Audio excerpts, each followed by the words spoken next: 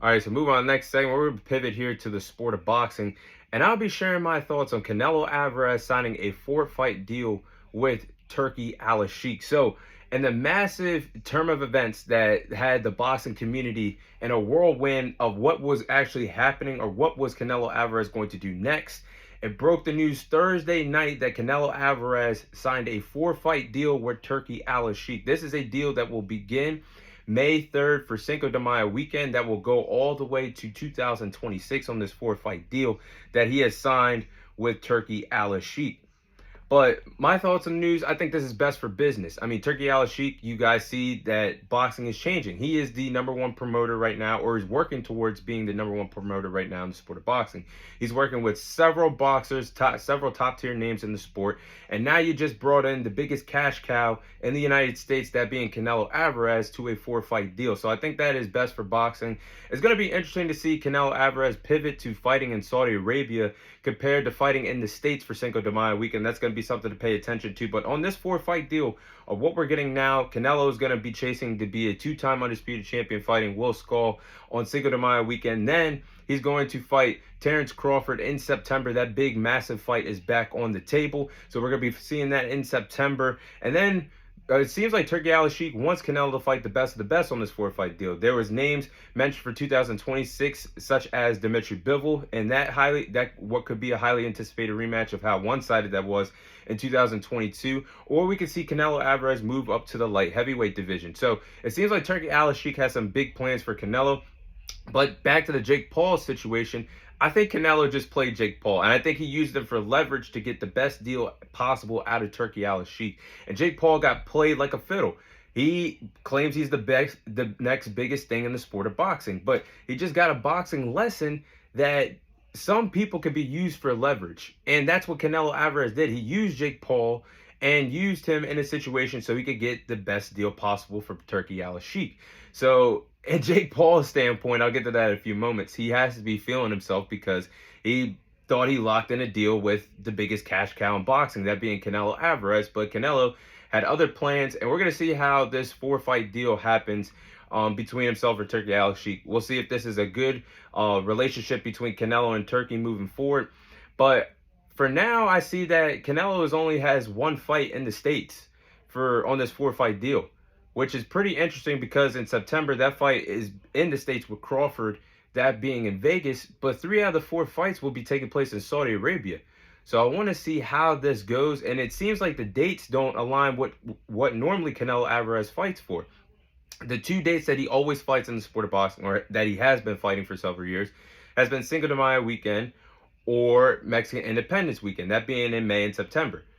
After September, those dates, Canelo is not fighting on. I mean, I think it's February 2026, and then I believe that could range from all the way to October 2026 to complete the four-fight deal. But it's going to be interesting to see the biggest American name in Canelo Alvarez now fighting in Saudi. So that would be interesting. But back to the point of Canelo versus the deal for Canelo. Him fighting Will Skull makes a lot of sense because he's chasing to be a two-time undisputed champion at the middleweight division, and he was the first ever middleweight undisputed champion in this division. Now, William Skull has the IBF title, but the IBF title was Canelo never lost the title. He had to vacate the title because he was not fighting his mandatory. And at the time, his mandatory is William Skull, and William Skull eventually went to win the vacant IBF title. So that makes sense. And then for the September fight against Crawford, I think that's what everybody wants to see. I think right now at this particular point, I keep telling you guys, I think Crawford has the skills to beat Canelo Alvarez. The only thing that is the problem is Crawford moving up 2 weight divisions once again. And he didn't look the best at 154 when he made his debut there last summer against Madrimov. Madrimov gave him a lot of problems. So for Terrence Crawford's standpoint, I think it's best for him to do a tune-up. Maybe find an opponent from the range of 160 to 168, so you get in that, your body can get used to that weight or making that weight. Because yes, you can walk around at a certain weight, but when you got to get to that body weight, and then your opponent can rehydrate, Canelo possibly could rehydrate to 190 to 200 pounds the night of that fight. So I think Crawford's best for him to find a tune-up opponent from the range of 160 to 168 before September. There's plenty of time for him to get a tune-up fight. I think that would be best for him. Um, and then also, like I said, the Bivol fight, we'll see what that happens. But I think Turkey, after this fight against William Skull and Terrence Crawford, he's going to be wanting Canelo to fight the best of the best, which could possibly lead to some dream fights. Possibly Canelo get in there with Arthur Beterbiev, mixing it up against Dimitri Bivol again, or we finally get the fight between Canelo and David Benavidez. Maybe somehow, some way, they work it out and we get that at 175. So we'll see. This should be interesting. But back to the Jake Paul standpoint of how Canelo played Jake Paul like a fiddle. I mean, Jake Paul was lashing out on social media. I mean, he called Canelo a punta, a ginger on social media, and he went ballistic for the Canelo going in a different direction and wanting to work with Turkey Al-Sheikh instead of Most Valuable Promotions. So it was never a done deal. If you guys look at the video that, like I just said, Jake Paul called Canelo a punta and a ginger and said all these things about Canelo. If you zoom into the paperwork that it says, it was never a signed deal. It was just a confidential agreement that Canelo signed. Or we don't know. Maybe maybe Jake Paul just made a signature to make it look like Canelo.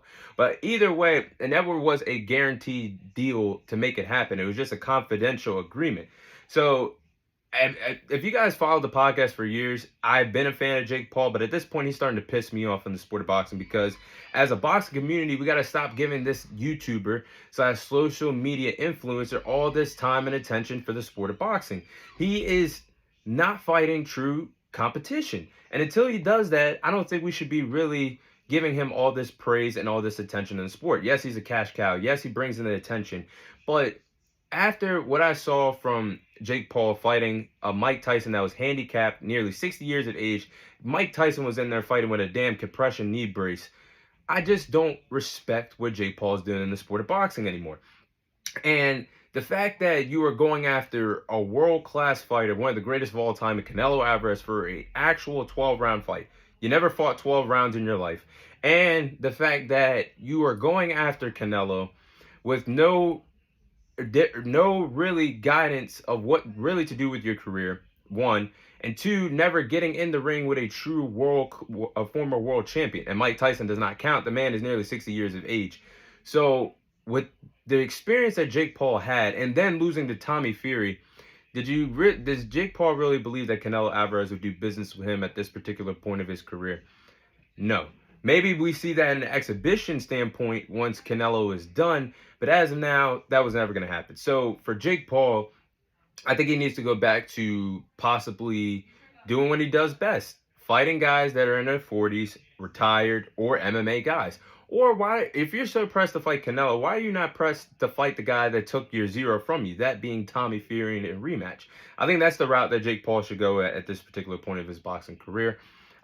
It should be interesting to see how he handles this going forward on social media. But I think this was best for boxing that Canelo went with the 4-fight deal that Turkey Al-Sheikh gave him instead of fighting Jake Paul, which would have been more of a showcase and an event more than a boxing card. So those are my thoughts on Canelo Alvarez signing the 4-fight deal with Turkey Al-Sheikh and Canelo Alvarez getting that big, massive fight back on the table with Terrence Bud Crawford.